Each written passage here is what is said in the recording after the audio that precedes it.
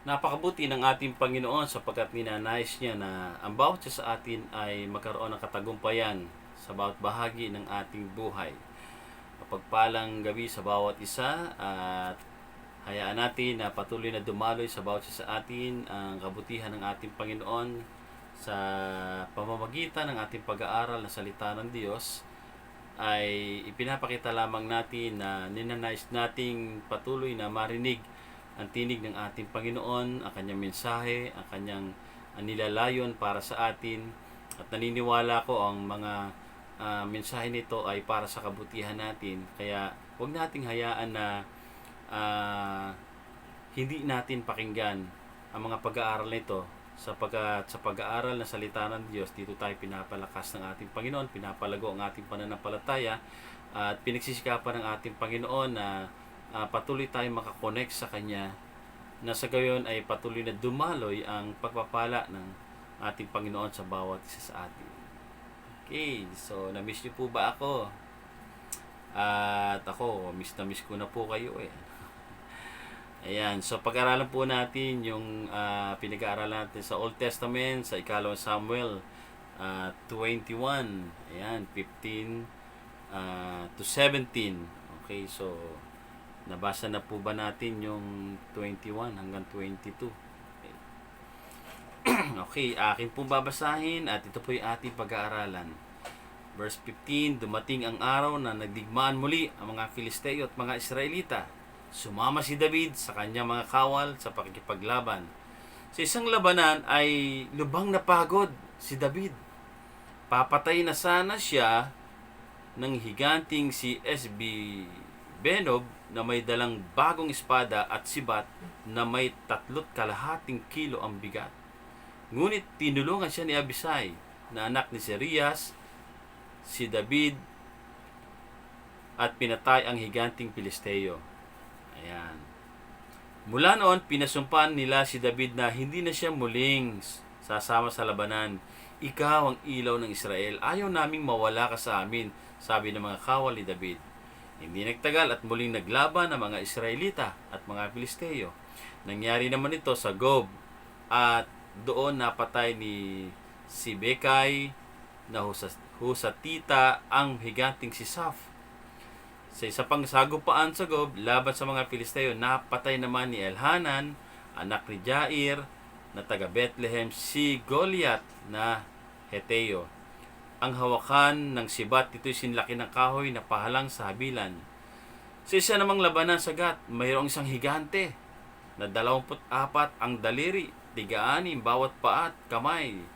Hinamon nito mga Israelita, ngunit napatay naman ni Jonathan na pamangkin ni David sa kanyang kapatid na si Simea. Ang 4 nito'y buhat sa lahi ng mga higante sa Gat at nasawi sa mga kamay ni David ang kanyang at ng kanyang mga tauhan. Ayan, puri ng Panginoon sa pagbabasa ng kanyang salita. Ay samahan ng Banal Espiritu sa ating pag-aaral at naniniwala ako na itong mga kwento na ito ay may kuwenta sa atin. Okay. So, alam naman natin, noong panahon na iyon ay mahigpit ang digmaan ng Israelita at ng mga Filisteo. At ang isa sa pinaka kinatatakutan ng mga Israelita ay ang mga higanting kanilang mga kalaban. 'Di ba? Si David nga ay hinamon ni Goliath. Okay, at napatay ni David yung napakalaking 9-footer na si Goliath. Ano? So, hindi lamang pala si Goliath ang higante. So, napakarami palang higante do sa mga taga na mga Pilisteo. So, yun yung kanilang mga mahigpit na kalaban.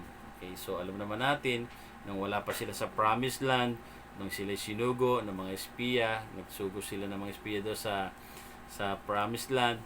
So, una nilang nakita yung pagkalalaki mga higante, kaya natakot yung mga spy. Sabi, huwag na tayo pumunta doon. Lalaki pala ng mga tao doon. Pero sabi ni Joshua at ni Caleb, no? Hindi, binigay na sa atin yung lupa na yan. Kaya dapat, puntahan na natin yan. At siguradong makukuha na natin ang lupang pangako. So, yun yung nakita nila, no? Na kung saan ay magkaiba sila ng kaisipan sa higante.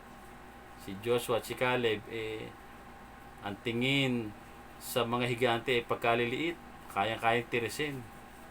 Yung 10 espiya, ang tingin sa higante, sila ang maliliit na parang tipaklong na kaya silang tirasin ng mga higante. No?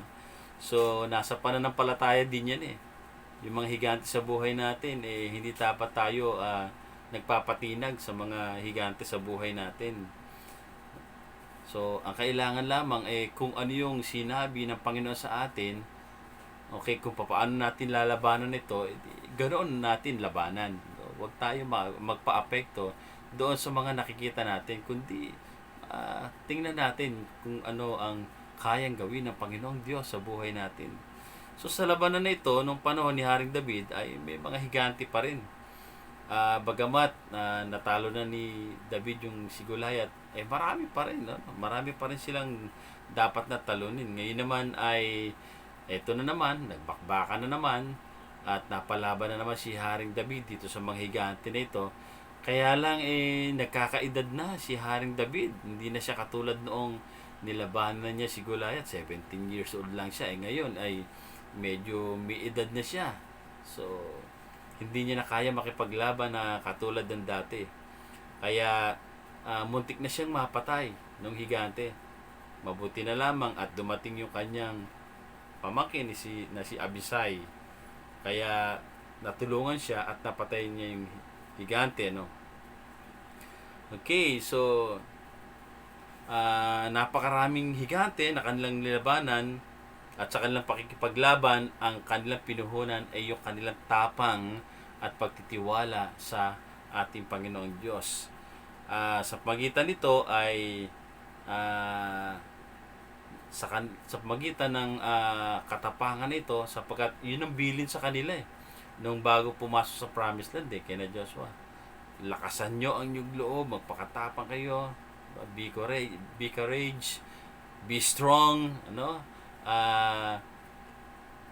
for the Lord our God is with you. Sabi ng Panginoon, ang Diyos ay sumasa inyo, magtiwala kayo sa Panginoon at makakaya nyo gapiin ang lahat ng yan.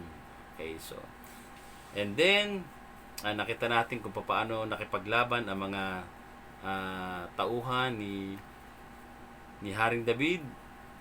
At yung mga giants ay kaya palang talunin kahit maliit, Okay. Yung lumalaban. Sa bagay, si Manny Pacquiao nga, di ba? Ilang beses na rin siya nakalaban ng malaki sa kanya. So, pero natalo niya, So, iba ang may pagtitiwala sa Panginoon. So, naranasan na ba natin na mapalaban sa mga higante? So, maaring malaking tao o makapangyarihan tao. At syempre, so, dahil tayo ay tingin natin sa sarili natin ay maliit, so, tingin natin ay dehado tayo, okay, parang hindi tayo makalaban, sa mga malalaking tao. So, parang sa pelikula lamang tayo nakakapanood na yung bida kahit anong dami ng kanyang kalaban, kahit anong lakas ng puwersa ng kalaban niya, na parang si Rambo na kayang ratratin lahat yung kalaban niya, alam natin parang sa pelikula lang yata mangyayari sa buhay, kaya yata natin parang mahihirapan tayo talunin yung mga malalaking tao sa buhay natin o yung mga malalaking problema sa buhay natin, Pero grabe itong mga tauhan ni David, 4 na higante yung kanilang pinatumba. So, bagamat sila yung mga pangkaraniwang tao lamang, tanging inaasahan nila yung pagsama ni Yahweh sa kanila at hindi sa sarili nilang lakas. Mahalaga na ang panghawakan ay ang bilin sa mga mandirigma na sasakop sa lupang pangako. Ang bilin, magpakatatag ka, lakasan mong loob, huwag kang matatakot o mawawala ng pag-asa, sapagkat ako si Yahweh na yung Diyos ay kasama mo saan ka man magpunta. Kung yun ang panghahawakan natin at ang Diyos ang nagsabi nito, okay, matatakot pa ba tayo? Kung sa paglaban natin ay tiyak na ang ating tagumpay, so hindi na siguro tayo matatakot dahil sinabi na ng Panginoon na kapag nilakasan mong loob mo, nagtiwala ka sa akin, ay nakatitiyak ka ng katagumpayan. So, bakit nagkaroon ng tagumpay ang tauhan ni David laban sa mga higante na ito. Una, alam nila kung paano labanan ang giants dahil nasanay na sila na talunin ang mga ito. Okay, sa dami na kanilang napatay na mga higante, alam na nila kung paano patutumbahin. So, tayo pala, magtatagumpay tayo kung alam natin kung paano labanan ang mga problema sa buhay natin.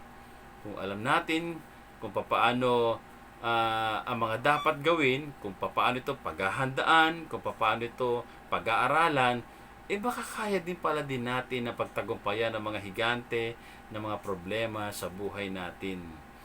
So, maging sa kinakaharap natin ngayon na problema sa ating bansa, alam nyo, higanting problema rin yan para sa ating bansa at para sa atin. Dahil napaparalyze niya yung bawat isa or yung ating bansa. Dahil hindi umaangat ang ekonomiya natin dahil sa virus na ito, sapagkat tigil ang lahat ng mga negosyo. So, ano mga dapat natin gawin? Ayan, so tayo ay binibigyan tayo ng gobyerno ng mga pamamaraan kung paano lalabanan ito. Kung meron tayong mga pamamaraan at aalamin natin, malalaman natin kung paano lalabanan ito, dapat sumusunod tayo doon. Katulad nung tagumpay ni na Joshua hanggang kina Haring David, kung paano yung bilin ng Panginoon ay sinunod nila kaya sila nagtagumpay, ganoon din tayo. Kung ano man yung tagubilin sa atin ng ating Panginoon, tagubilin ng gobyerno, dapat matuto tayong sumunod dahil kapag sinunod natin ito, alam natin na doon tayo magtatagumpay. Kung tayo hindi sumusunod, kung pasaway tayo, matigas ang ulo natin, or baka tayo unang tatamaan, tayo unang titimbuang, at tayo magiging problema ng ating bansa dahil sa katigasan ng ating ulo. Dahil kung ang problema naman natin pagkain, alam naman natin na ito ay mapagtatagumpayan natin sapagkat ang karunungan ng Diyos ay ipinagkakalob sa atin. So, gawin natin na makagawa ng iba't ibang kaparaanan para tayo ay mabuhay. Gumawa ng paraan na kahit papaano ay kumita. Alam naman natin, ang dami dyan. Nag-online business pa hanggang ngayon dahil gusto nilang mabuhay, gusto nilang kumain, gusto nilang kumita, gumagawa sila ng kaparaanan. Huwag tayong laging hintay ng supply ng gobyerno. So, dapat marunong din tayong gumawa ng iba't ibang kaparaanan para mabuhay sapagkat meron tayong mga talento, may mga skill tayo, may mga karunungan tayo, pinagkaloob ang Panginoon. Gamitin natin ang lahat ng iyon para tayo ay hindi magkaroon ng malaking problema sa ating mga kakainin or iinumin. Sapagkat kung talagang wala na talaga tayo magawang paraan, di lumapit tayo sa ating barangay at sabihin natin, tulungan tayo dahil ang gobyerno naman na nagsabi na tayo ay quarantine, so dapat na isupply yung ating mga pangangailangan. At ano ba naman kung lumapit tayo sa ating barangay, tayo ba naman ay, kung meron sila, itatanggihan ba tayo niya na hindi tayo tulungan? Tutulungan po tayo niyan. Basta makita nila na talagang walang-wala tayo, papabayaan po ba tayo niya? At maging ang ating kapamilya at mga kapitbahay natin na mayroon. So, huwag tayong mahiya sapagkat alam naman natin na napakaraming mabubuting tao dito sa mundo ito, sa ating bayan, sa ating barangay. So, napakaraming mabubuting tao diyan na mahihingan natin ng tulong. Kaya imposible na tayo ay talagang panghinaan ng loob or umayaw na sa ganitong uri ng labanan. Ipakita natin na tayo mga nagtitiwala sa Diyos ay marunong lumaban sa mga higanting problema nito na nangyayari sa buhay natin. Isa pa, yung pagtulong sa mga nahihirapang talunin ang higante ng problema. Ayan. So, si Haring David, hindi niya na makaya itong higante. Kaya, tinulungan siya ni Abisai. Marami sa ating mga kababayan na kung saan ay nahihirapan na lumaban. So, tayo yung mga tao na kung saan ay dapat na makakita kung ano yung mga kakayanan nila. O kung sila ay nahihirapan, tayo yung handang tumulong sa kanila. Kung hindi tinulungan ni Abisai, si Haring David, patay na po siya.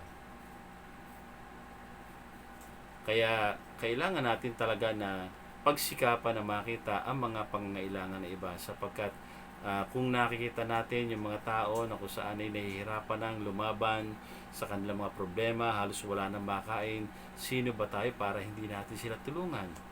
At or maihingi natin ng tulong sa mga may kakayanan. So tingnan po natin ang bawat isa, yung ating pamilya or ating kaibigan or yung mga kakilala natin. Alam niyo po ba, kahit sa mga Facebook, pag may mga humihingi ng tulong at talagang nahihirapan po sila, hindi po sila nahihiya na mag-post na humingi ng tulong. At mababasa ko po yung mga comment doon. Saan ba ang inyong address? Gusto ka naming tulungan, gusto ka naming paabotan ng tulong.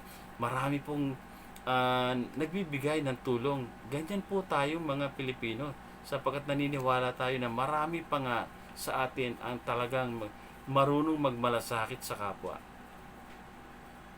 At ang pangatlo, yung tinatawag na pagkakaisa. So, itong mga tauhan ni David ay ang target nila ay talunin yung kalaban. Hindi po ito para sila ang mag-away-away. Meron po silang pagkakaisa dahil kilala nila kung sino yung dapat labanan. Dapat ganoon din po tayo, no? Na kung saan ay tayo mga naapektuhan ng malaking problema na ito, ang dapat na magkaisa at magtulungan para madali nating magapi ang malaking problemang ito na kinakaharap natin. Grabe na ang laki ng ating kinakaharap, palaki ng palaki at padami ng padami ang naapektuhan, halos 8,000 na ang naapektuhan. So talagang kung hindi po tayo magkakaisa ay mangyayari na palala po yan ang palala at hindi po yan magagapi. Pero kung ang bawat sambayan ng Pilipino ay magkakaroon ng pagkakaisa na tulungan ang bawat isa, tulungan ng ating bayan, sumunod tayo sa lahat ng pinaiiral na batas, at kung ano man yung pinaiiral nila ay wag na po tayong mareklamo, wag na po tayong laging nagdadahilan, wag na po tayong laging kung saan ay dumadaing, tingnan po natin ang kalagayan ng bawat isa. Tayo po'y magkaisa, magtulungan po tayo. Sapagkat kung gagawin natin ito, mangyayari po na magagapi natin ang gahiganting problemang ito na nararanasan natin sa ating bayan. Tandaan po natin mga kapatid, may magagawa po tayo. May maitutulong po tayo. Hindi po tayo ang dapat laging naghahanap ng tulong. Hindi po tayo ang laging problema. Dapat tayo po ang solusyon sa mga problemang ating kinakaharap. Maging part po tayo ng solusyon dito sa problema na ito. At naniniwala ko may magagawa ang bawat isa para tulungan ang bawat isa. Maging sa pamilya natin, kailangan po natin na magkaisa at magtulungan para ang pamilya natin ay mapagtagumpayan ang mga problema kinakaharap natin na ito. Maraming salamat po sa inyong pakikinig at naniniwala ko na meron po tayong natutunan. Kahit papaano ay nakapagkwentuhan po tayo ng kaunti, at naniniwala ko na sa pamagitan ng mensahe nito ay may papakita natin na tayo ay matagumpay na mga mananampalataya, at sa pagitan ng ating katapangan, kalakasan ng loob na harapin ang mga problema ito, at sa pagitan ng ating pagtitiwala sa Panginoon, at sa pagitan ng ating pagkakaisa, ay tama ang sabi ng Panginoon. Kapag ginawa mo ito, mararanasan mo ang tagumpay. Tayo po ay manalangin. Ama namin Diyos na makapangyarihan sa lahat, maraming salamat po sa patuloy mong ginagawa sa bawat sa amin. Na bagamat kami ay naka-quarantine, ay ipinapahayag mo pa rin sa bawat sa amin ang mga dapat namin gawin, dapat namin paghandaan. Panginoon, ang mga giants sa buhay namin ay patuloy naming nakikita saan man kaming panig tumingin, sa TV man, sa social media man. Lord, saan man kami pumaroon ay nakikita namin ang napakalaking apekto ng ginawa na ito na kaaway sa aming buhay. Ang napakalaking problema na ito, O Diyos, sa aming bayan na halos nagpapanik na ang mga tao dahil unti-unti nang nakakaranas ng mga kagutuman, ng mga kaguluhan. Ang iba po ay nangamatay na, ang iba po ay patuloy na dumadaing at talaga namang humihingi ng habag sa iyo, O Diyos. Panginoon, dalangin po namin na pagkaisahin mo ang bawat isa sa amin at dalangin po namin na maranasan po namin ang pagsama mo, ang kalinga mo, ang pag-ibig mo, maranasan ng bawat isa ang kagaling, kalakasan, lalong lamang ang may mga karamdaman. Dalangin po namin na patuloy pa rin maging matatag na nakatayo ang mga frontliners para harapin ang mga pagsubok na ito. Dalangin po namin na patuloy mo rin bigyan ng katatagan ng aming presidente. Patuloy mo siyang bigyan ng karunungan, kaalaman, ng maayos na kapamahalaan, nang sa gayon ay maging susi ng tagumpay namin ang kanyang kababang loob, ang kanyang pagtitiwala sa iyo. Dalangin po namin ang bawat pamilya na patuloy mong ingatan, nalagaan at balutan ng banal na dugo, palakasin ang pananampalataya at patuloy na pangunahan mo ang bawat isa. Naniniwala po kami sa aming pagkakaisa, magtatagumpay kami, matatapos ang laban na ito ng tatanghal na nagwagi ay ang sambayan ng Pilipino. Salamat po sa iyong pangunguna sa bawat isa sa amin. Ito po ang aming dalangin sa pangalan ng Panginoong Hesus. Amen. Maraming salamat po sa inyong pakikinig. Nawa po ay patuloy niyo pong subaybayan pa ang mga susunod nating pag-aaral sapagkat habang tayo nasa quarantine period ay ito po yung ginagawa nating pamamaraan para mayatid sa bawat isa ang salita ng ating Panginoon Diyos na magsisilbing kalakasan natin. Salamat sa inyong panonood. Purihin ng Panginoon sa napagandang mensahe na ito. Pagpalain tayo lahat ng ating Panginoon. To God be the glory.